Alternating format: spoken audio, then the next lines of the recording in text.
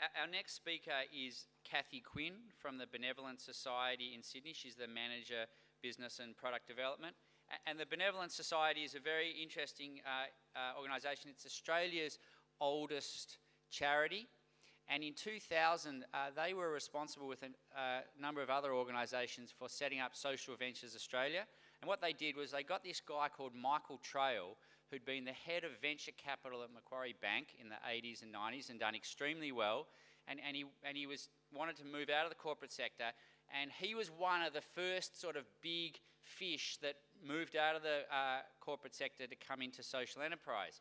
And they got him to set up an organisation called, to be the CEO, founding CEO of Social Ventures Australia, whose aim was to find good social entrepreneurs around Australia and to back the best social entrepreneurs that they could find, and to not only give them financial support, in fact, to not really give them a lot of financial support, but to give them more business support and mentoring, and to combine the principles of a social need with good business principles. And I was very lucky that I just left medicine to set up my organisation, the Pathways Foundation, and we were one of the organisations that they actually took on. And over those years that we worked with Social Ventures Australia, we received incredible support, because one of the big challenges, you know, I learned to be a doctor. I didn't learn business skills or even social skills necessarily.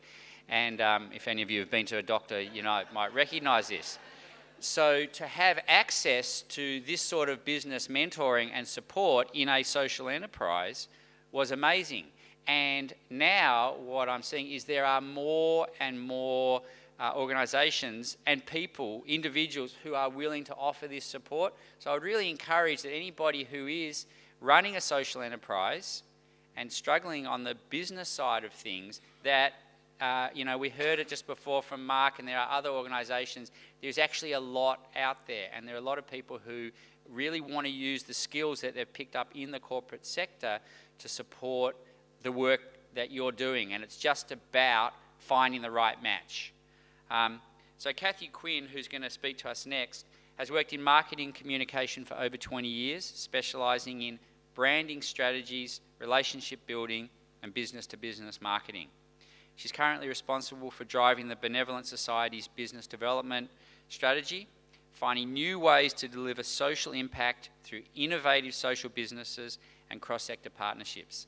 She has a special interest in using social enterprise as a tool for community building, and was responsible for developing taste food tours and the Taste Mobile Kitchen to bridge generational and cultural divides. Cathy has worked in both the private and public sectors. She's a School for Social Entrepreneurs Fellow and has a Bachelor of Communication, a Diploma in Marketing Management, and an Advanced Diploma in Tourism Management. Please welcome Cathy Quinn.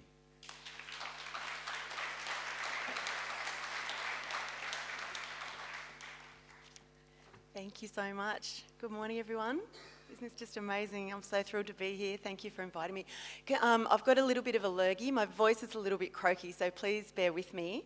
And can I also just say, if you are tweeting today, we have set up a hashtag. It's SE Symposium, so please tweet away and be part of the conversation.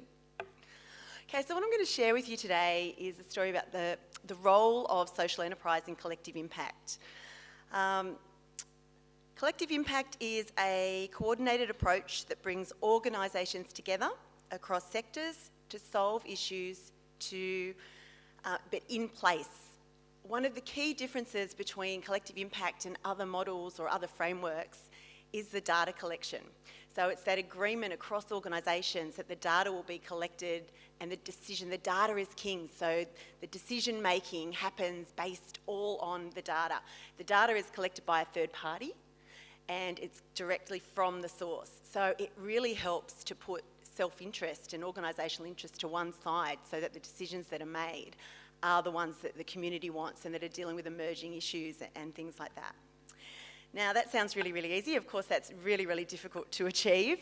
In our instance, the project that we're working on is called Growing Communities Together. The Benevolent Society made a 10-year commitment to working on this particular initiative. We're in year 5.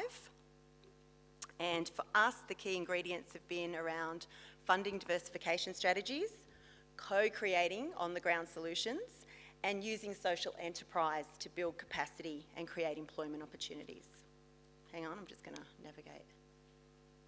Did I work? Oh, there we go. I'm not going to go into a lot about who we are because I think that Anna just described it beautifully. We're Australia's first charity, and we actually turned 200 on the 8th of May this year and celebrated our birthday, so we're not looking too bad considering how old we are. So where are we working? We're working in Bankstown local government area. Bankstown is located in the southwest of Sydney. It's approximately 30 minutes from the CBD. It's accessible by 2 train lines. It's surrounded by river. 3/4 of its border are actually river. It's got beautiful waterways. It's got an airport.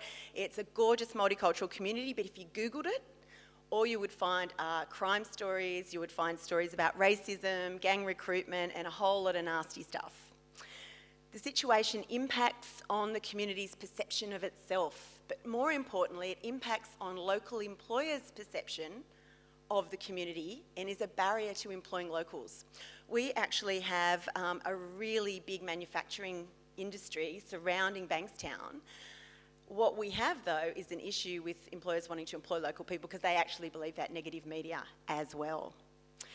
Young people tell us, and they tell us often, they tell us always, that as soon as they say they're from Bankstown, they know that they're not going to get a job. So the perception there is really, really, really terrible. So we started investigating, why does this happen? We looked a lot at Tony Vincent's work on locational disadvantage. We chose Greenacre as a specific suburb within Bankstown LGA to work. Greenacre is located around 2 kilometres from the Bankstown CBD. But there's no train line into Greenacre. It takes about 30 to 45 minutes to get into the middle of Bankstown using public transport. The Greenacre community has 10.4% unemployment. 2 out of 5 are classified as low income. 95% speak a language other than English at home. And 1/4 of all residents are under 18. And almost all of the media coverage is negative. Lots of shootings and that kind of thing. The most significant reason that Greenacre was chosen were connections to the community. Prior to working for the Benevolent Society, I'd been working at Bankstown Council for 5 years as a marketing manager, and my partner in crime, Zizi, was a local girl, worked for local organisations and was really embedded in the community. We thought that this would be really, really helpful to start working to bring organisations in the community together, but it absolutely did not assist us, not even at all. There are more than 130 not-for-profits working in Bankstown, and even more that aren't actually physically located there that do come in. It was, the curious thing, there's 130 plus organisations, billions of dollars are invested into the Bankstown local government area from all levels of government, yet the statistics haven't shifted, not one iota, in the positive direction for decades. So the question was, why? And that was our interest, why? Why aren't they shifting? So we hit the ground in 2009, and we were prepared for a really hard task ahead. But we weren't prepared for the pushback that we received from the other not-for-profit organisations. We were also partnered with the University of Western Sydney on a social capital research project, so we had some really strong partnerships going on. And we were invited into the community of Greenacre by a small group of organisations that wanted us to come in and do some work with them to see what we could achieve. But all of those relationships meant nothing in the broader conversations we were trying to have. We got a lot of, look, it's not personal, it's not you guys, we love you guys, but we just don't want another big organisation coming in here and being a competitor for funding. We don't want any more competition. We don't need anyone telling us to come in here and how to suck eggs. That's not what we were attempting to do, but it was clear that we needed to reframe our language and our approach and look at doing it very, very differently. And really surprisingly was that the local government, the local council, was actually quite annoyed that we were there. It was another organisation coming in to draw attention to what was perceived to be wrong with the area. So we decided what we needed to do was just to go back to basics. We didn't disengage from organisations, but we thought, right, we're only going to work with the organisations that want to work with us, that are ready to work with us, and we're going to work directly with the community. That was always part of it, but we were trying to, do it more quickly and go through the not-for-profit organisations in the area. So instead we just went out to where the community was gathering. We started having community conversations. We still have these, they're ongoing. We go to the sporting grounds, we're in the shopping centre, we go to where groups are already gathered, the parent groups, engaging with the schools. and really starting to have conversations about what the community thinks are important. It took 12 months of us just turning up for people to really start talking to us. There was, we had to build the trust. The trust just was not there automatically. We also made a decision to not compete for any funding at the local level, which also meant we had to really think long and hard about what our longer-term funding diversification strategy was going to look like. And the other really important, really significant piece is whatever table we sat at to negotiate, to discuss, to lobby, to advocate, we had residents with us at the table. We never went alone. There was always representation from the community itself. So we started to think about social enterprise because we knew that we had to look at alternate funding streams, and we wondered if that would be a viable thing. And interestingly, our social enterprise concept didn't come from anybody sitting in the Benevolent Society offices. It actually came from the community themselves, because who knows the community better than the community? So funding was a driver. We had to pay for ourselves, but it absolutely wasn't the only reason that we looked at it. It was clear that in the multicultural community that Bankstown is, food is important. It's a natural connector. It's at every event, every function, every morning tea that you go to. It's in abundance. It crosses all barriers. And we couldn't attend any group without there being, a banquet of food at every single thing that we attended. The main thing we noticed, which sounds obvious, is that food connects people. Discussions about ingredients started to morph into, we use this in our Middle Eastern culture, and we use this in our Vietnamese culture, but it's called something different. So it started to really bubble up things about, hey, I thought we were different, but we're the same. So the conversations started to shift. So in July 2010, we launched Taste Food Tours. They're themed walking tours. We started with 2 tour types, an Arabic Adventure in Greenacre and a Taste of Asia in Bankstown. We had a budget of $2,500 for marketing collateral, and that paid for a very, very basic website and some stationery. And we scammed some free shopper bags and this and that from whoever would give us whatever, and off we went. The tours were a hit from the start. We did our market research first, so we actually had gone out and we did significant, that's where we invested all our time in competitor assessment. We conducted focus groups.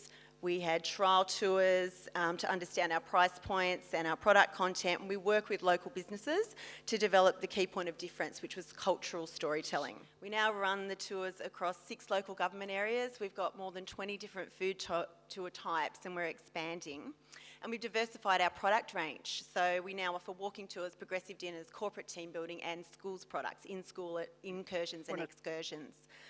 The main goal is to shift perception of area and culture. And we partnered last year with the University of Technology to actually do a long-term study on exactly what they do and how it works and why, which is really, really important. We measure our return visitation, so we've got a handle on our economic impact. So we know that 63% of participants return to shop. We know that they spend on average $50 per person. We know that they bring 2 people with them, and on average they return 3 times a year. So when we're engaging with the economic development units of local government, we're actually able to describe the impact and what it's going to do, and we seek support for the product development piece of the product, of the tours, and once we're actually operational, we can self-fund that piece. Our diversification didn't stop with the tours. We've actually moved on, and we also now have a Taste Mobile Kitchen, which is a 20-foot shipping container that converts into a kitchen. We generate income by hiring it out to food festival organisers and events for event use, and we use it in schools. It's embedded in a school in Greenacre as part of a community hub that we run jointly with the school. But again, we can't take the credit for the concept. We've gotten some money to do a community hub in the area. Local government said, no, you can't use that community land anymore. So we went back out to the community and said, here's our challenge, what do you think? And somebody in the crowd that day said, what if it moved? So what if it moved? So we started investigating what that would look like, and this was the end result. And it's been a great concept. It's a great income generator. It's actually a bit of a cash cow for us. We recruit tour guides and demonstrators from the local areas. Everybody's a local resident.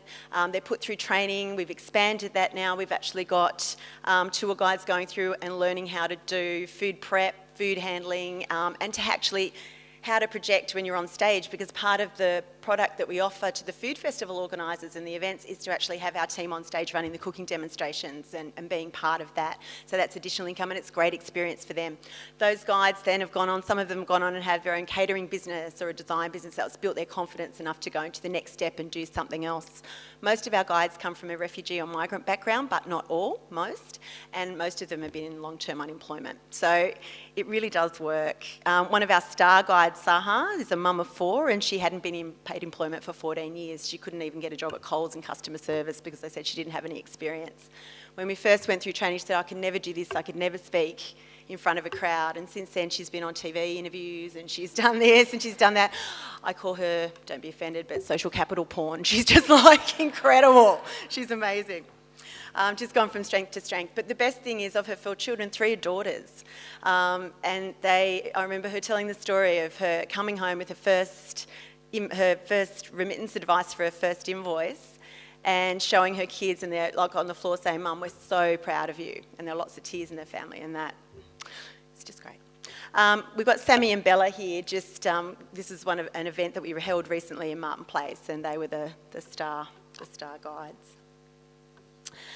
Big part of what we do is the shift in perception. We have a really, really strong focus on building positive media coverage to counter all the negative media coverage. A lot of my time is spent organising media for Mills to bring all different kinds of media into not just Bankstown but multiple areas, but main focus is Bankstown because of the work we're doing in Greenacre.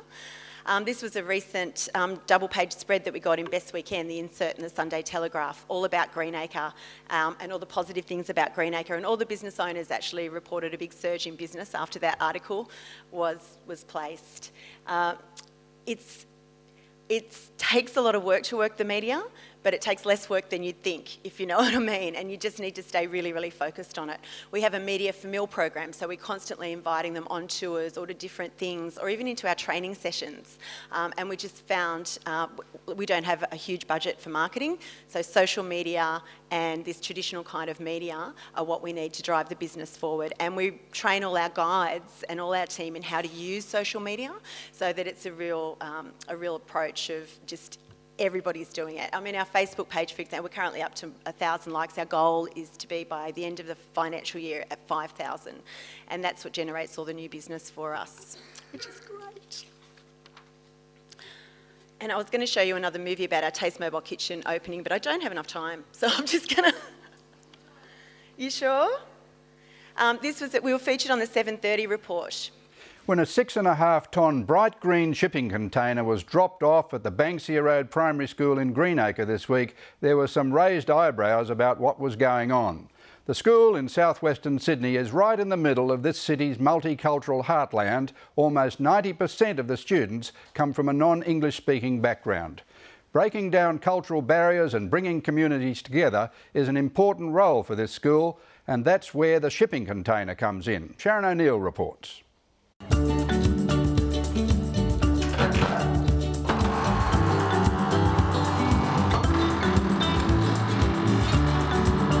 I was driving up the coast to Noosa with my husband. We're sitting in traffic for the Bellona bypass and we've gone, shipping containers. We're just sitting there and there's all these offers like shipping containers on the side of the road. What about a shipping container? Welcome to our Taste Mobile Kitchen. Come on, have a look. It's the start of the week, and for these Year 6 school captains and prefects from Bankstown Road Public School, it's also the start of a brand new school program. It's going to be very exciting. 3 kinds of pizzas we're making today. This custom-made mobile kitchen inside a shipping container, believed to be the first of its kind in the world, is the brainchild of the charity the Benevolent Society and its taste tour manager, Cathy Quinn. I'm sorry, I rearranged the kitchen yesterday. Oops. We wanted to do something in schools. Veggie patches are becoming more and more popular in schools. How could we take what the kids were learning from growing their own produce, but take it the next step and actually get them preparing the food and learning about the similarities in the ingredients cross-culturally? And what better way to do that in a kitchen? So I had to start to think about, well, if we were to have a kitchen, how could we have a kitchen that would work in more than one place? And so this idea was born. We'd like to welcome Sahar. Sahar is one of our Taste Food tour guides and demonstrators, but she's also a mum here at the school. So some of you may know her already, and she's going to be your cooking instructor today. The child, when he sees you in the school, it became more involved for them, not just in education. It is about the community, about the life here. My child get more sense of the community when I started here with the school. On the menu for today's cooking lesson is the all-time kids' favourite, pizza. But in this very diverse ethnic community, there's no ham and there's not a tin of pineapple in sight. And it helps with the immunity system, especially the za'atar. It's really good. Perfect. Right. And the brighter you got it, it's really healthy. What are you planning to put on your pizza? Maybe some za'atar or Lebanese cheese. Bankstown Road Public School was keen to develop a program that built on the school's community garden, where the students could not only grow the produce, but learn what to do with it. The only problem was the school needed a kitchen. This project with the kitchen sort of builds out of a relationship that we have with the Benevolent Society anyhow. They came and said, look, you know, we've got this kitchen that needs a home. And I said, well, we've got space where a kitchen could live. And so I guess it went from there. So now the kitchen lives here when it's not being used for community projects that the Benevolent Society have. We now can use it for part of our curriculum that works in with our veggie garden and our healthy eating program that we have here. So it's sort of a bit of a win-win for each. We just picked some of the Italian parsley. As well as pizza, the students will also be making a salad from the school's herb garden. Even if you don't want to add it, smell it. Smell it. Oh, it smells It's great, isn't it? That's great. Yeah. They are a bunch of marvelous kids. They're really smart, they're active, they're fun-loving. That's all about food, isn't it? You have to enjoy what you're cooking so that when you eat it, that will be the greatest enjoyment of all. Sahar El-Samari is employed as a cooking teacher by the Benevolent Society. She also works for the charity's Taste Food Tours, which are run in southwest Sydney.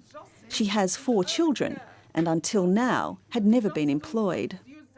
I love food, you can see, I've said quite clear, and I love cooking. And as soon as I started doing the tours, I've got training at the beginning, and I've started learning about the tours and getting involved with people coming and they're interested about my culture. We're looking good. That lot can come out. It's all about building social inclusion. We look for really innovative ways that we can work with and connect with the community to build capacity. So this falls right into that. Not only is it creating jobs for local residents, because the people that we're actually training up to be demonstrators are from the community, so they're getting training and employment. It's also about building the capacity of the kids. So to actually identify food, there's a nutrition element, it's about making the food and, you know, getting those skills, some basic life skills. Which one's yours? That one. Bankstown Road's principal, Jenny Eggins, has big plans for the kitchen that go beyond the kids' cooking. Another thing that we're looking at is we have playgroup happen here and parent programs, and maybe building this facility to use as like a little coffee club for mothers to come and meet and chat and do those sorts of things. Is that all? That's it? Our first ever cooking class at Bankstown Road Primary School with you and the Benevolent Society. So, are we Master Chef worthy? Yes. Yes. Are we well plated? Yeah. Yeah. Okay, do we want to eat? Yes. What's the verdict? That's very good. It's very good. I love it. Very nice. Tastes really healthy. I'm not really a fan of healthy food, but one I like. How often would you like to do cooking here? Every day. But while most were enjoying the products of their labour, in this Muslim month of Ramadan, some had to wait. So you got to hold off. You can take a piece home for after 5? Yeah, it was pretty hard, but actually I was having so much fun with the kids, I didn't think about eating. The mobile kitchen will be used for commercial hire to help fund an expansion of the program into other schools. If today is anything to go by, it will be in hot demand. To actually see a dream or a fantasy that you have to turn into reality and actually see the kids in the kitchen and it actually functioning, it's also a moment of relief. Oh yeah, it works. So it was pretty good.